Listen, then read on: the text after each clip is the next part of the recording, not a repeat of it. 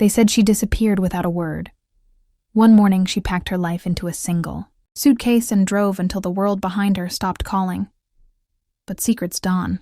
They stay buried not forever, and when the past finally found her, it came with rain, a letter and a name she swore she'd never hear again. She drove until the road disappeared. Behind the trees, the kind of road that swallows everything you were running from, the sound of tires was the only thing reminding her.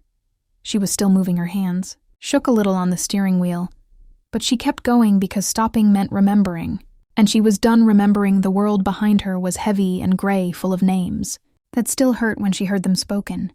So she found a small town tucked between hills and rivers, a place where time moved slower, where people waved from porches, and no one asked too many questions. She rented a small cottage with peeling white paint and a garden full of weeds. It smelled like rain and silence. She liked that silence. It didn't judge her. The first morning sunlight spilled through thin curtains. Birds sang too close to the window, and for a moment she forgot she was supposed to feel sad. She made coffee in an old pot left behind by the last tenant. It tasted burnt, but warm. Me looked out the window and said, maybe this time I can start over. She walked into town that afternoon to find work. The bookstore on the corner needed help. Small, quiet, filled with the smell of old pages. She fit right in. People called her Anna. They didn't need to know. She used to be Lauren. She smiled easier that way. The woman who owned the store was kind, spoke softly, never pressed for details. That was enough. For Anna, days turned into weeks. She memorized the rhythm of her new life.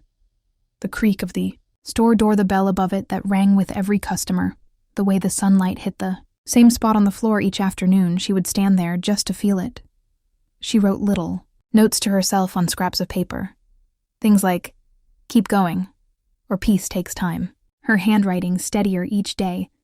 But quiet towns have a way of testing you. They start whispering back your own thoughts late at night when the wind moves through the trees. She would lie awake staring at the ceiling and remember his voice, soft and cruel. In the same breath, she would remember the slammed door, the empty house, the letter she never sent. Sometimes she wondered if he ever thought of her, or if she had become another silence in his life.